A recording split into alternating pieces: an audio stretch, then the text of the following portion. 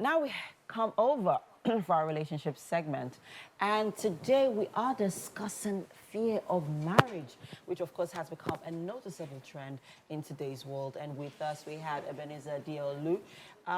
Today we will be looking at Gamophobia, and of course he is the provost of a Marriage Builder Academy and the founder of Sexual Purity Campaign Initiative, which runs in secondary schools. You're welcome. Thank you so much. Thanks for being here. It's my pleasure. Now quickly, let's establish what Gamophobia means. Gamophobia means the fear of marriage or fear of being committed into a relationship.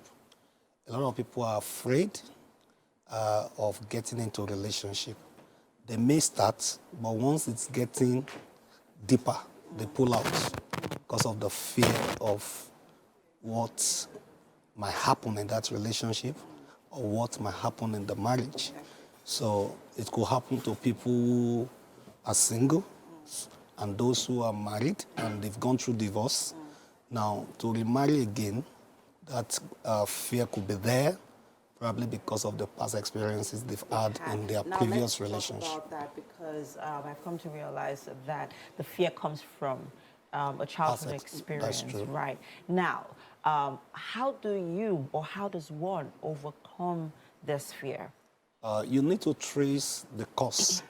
And that is why in counseling, in therapy, we do not approach everyone having this fear the same way. Okay. Some, their own was as a result of childhood trauma. Probably maybe you saw your parents having a bad marriage, always fighting, domestic violence. That is different from someone who probably maybe when you were growing up, you had a wonderful experience at home. But while you were getting into relationships, started having heartbreaks, that is different from someone who witnessed child abuse or domestic violence at home. So if yours is just that you are getting into a relationship with wrong guys and they are playing with your heart, there's a different way we approach that case.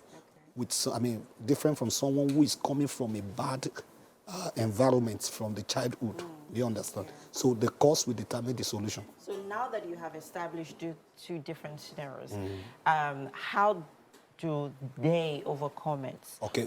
For those who cannot afford therapies, and there's someone watching right now who's like, I can't afford a therapist, so how do I help myself? Let me establish this fact.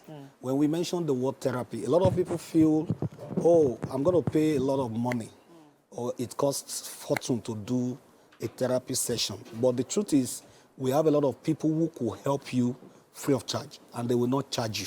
Really? So yes, we have a lot of professionals who will tell you, if you are going through this problem, come around, we give you free therapy session. Okay. Now, but for those who may not want to get in touch with a therapist, the best you can do is to replace the negative with the positive.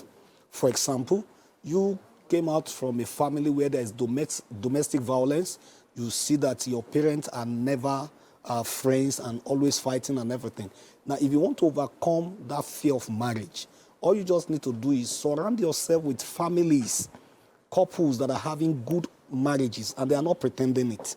You understand? Over the time, you look like what you are looking at.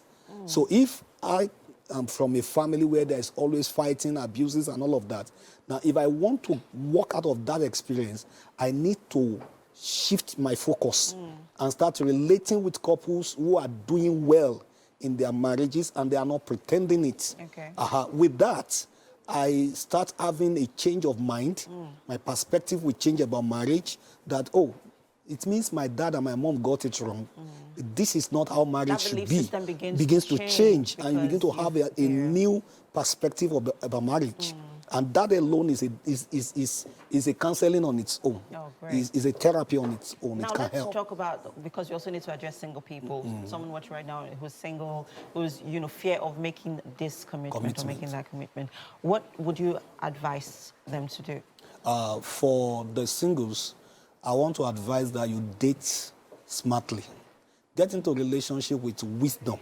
A lot of people are having nasty experiences when it comes to relationship because there was no adequate preparation. You just saw a guy and because he's handsome, because this girl is beautiful, you just jumped into that relationship, and you start discovering that this person is just a heartbreaker.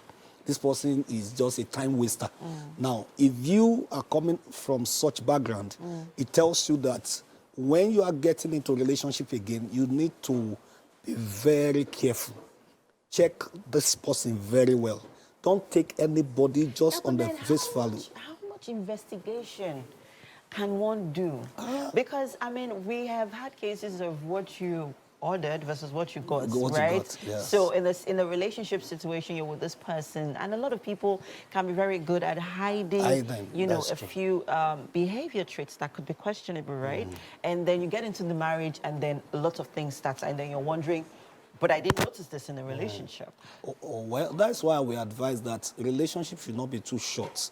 I mean, the process of courtship should not be too short. Okay. You understand? If you are very observant, you are also prayerful, some things will be revealed to you. There's no way that person can be so smart to hide some things.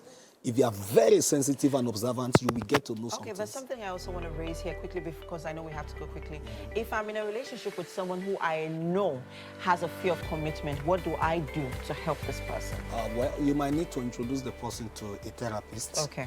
And if you can speak to the person with patience, you have to be patient with such a person. You can bring him or her out of that fear, and gradually you see them yielding and committing to that relationship. Fantastic. Thank you so much for this conversation. I'm sure somebody watching right now has learned one or two on how to overcome your fear of commitment. So if you're on this ship, well, now you know. So go and make that commitment. Overcome that fear. We have to go on a quick break now, people. We have an interesting guest coming up next. Stay with us.